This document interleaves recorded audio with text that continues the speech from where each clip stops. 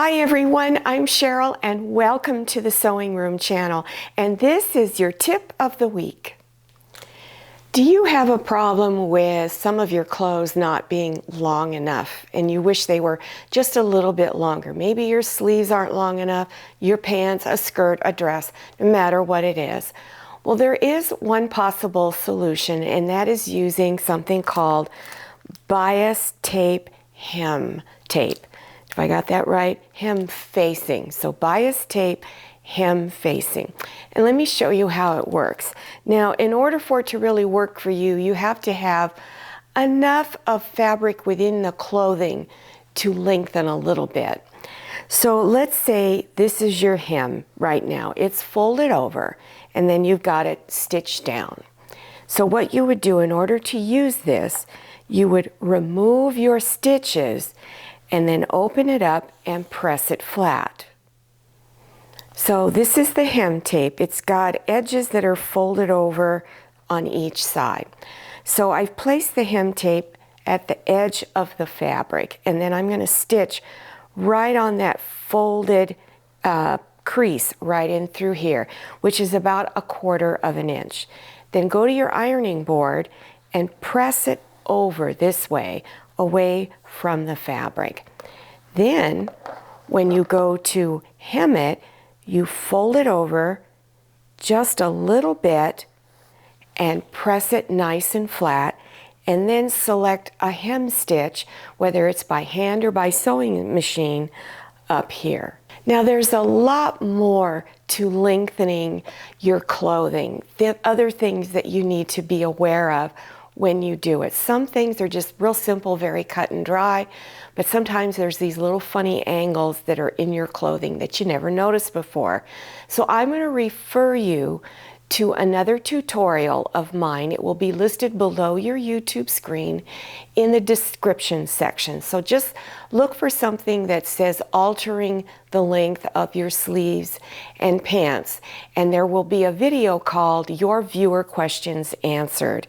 And in that video, it's a few minutes in, it goes in depth on how to change the length of your clothing. A while back, I purchased these straps that you can use, or handles that you can use on tote bags. It's called Personalize It, and you get 2. And I've kept them for a while, and I just, for some reason, haven't gotten around to use them in a tutorial. But maybe you've been interested in buying these type of straps to use on your bags. So I'm going to give you some tips on how to attach it to the bag. Now I'm going to use this tote bag for demonstration, so I can show you where you could place some of your fabric pieces. So you could just take some fabric anywhere from 2 to 3 inches wide, fold the raw edges inside, fold it over, press everything real good, and then stitch close to the edge on each side. Then you would insert it in through your straps, the ring of your straps, and then over here on the bag, you'll see I have the lining stitched up here at the top to the outside fabric. So before you stitch the lining in, you want to insert this into your seam, stitch across it a few times, and then when you turn the bag front side out, everything's where it should be, your straps will wind up out like this. Now here is another way. You could take your fabric again 2 to 3 inches wide, fold the ends inside, then fold the other raw edges inside, and you're pressing as you're going along, and then fold it in half and then stitch on each side. Then insert it into your strap ring right here, and then you would, on the outside of the bag, let's pretend these straps aren't there, you could place this like this, and then you would stitch a 1-inch square or 1.5 inch rectangle is what it should be, all along here. The only thing I don't like about this method is that it's really, really thick. So not the best suggestion. So this fabric that I'm using is a canvas, so it's really heavy. You could probably do this with, let's say, some of your quilting fabric.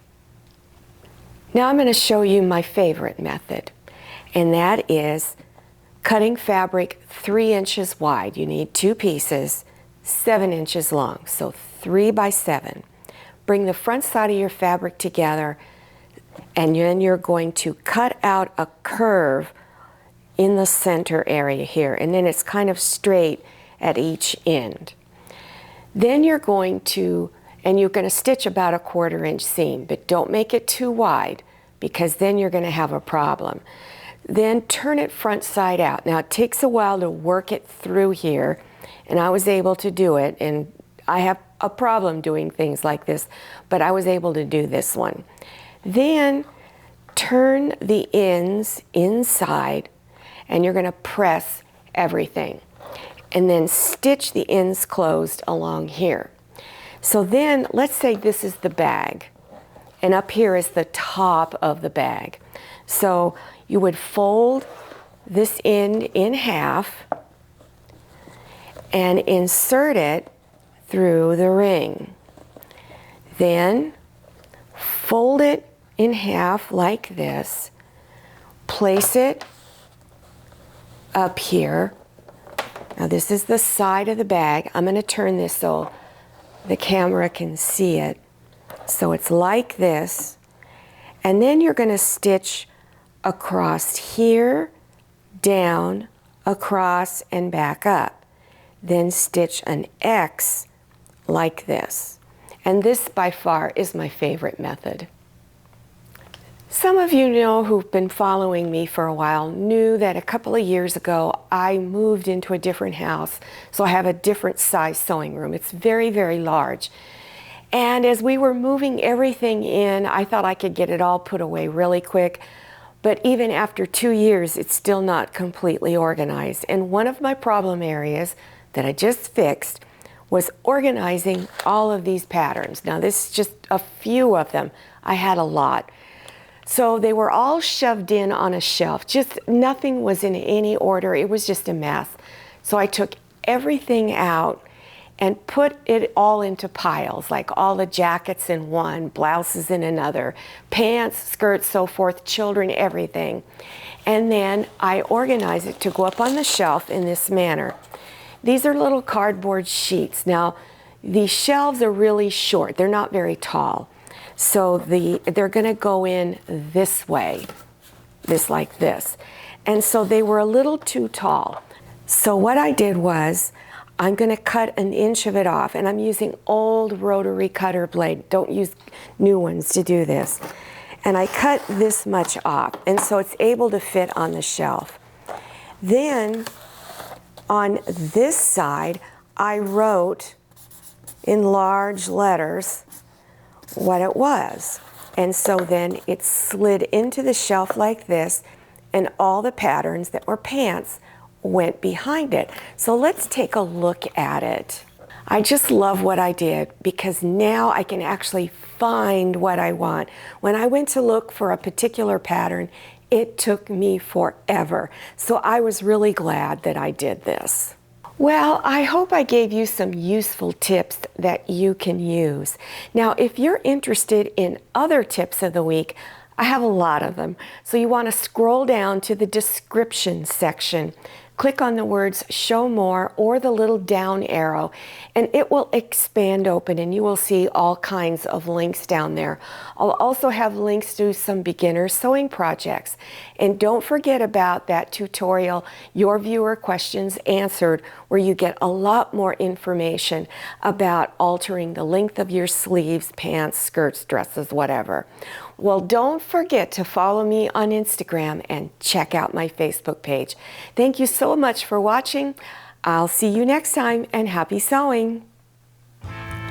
If you like the Sewing Room channel, one of the best ways to show your support is to subscribe by clicking on that red subscribe button and give this video a thumbs up.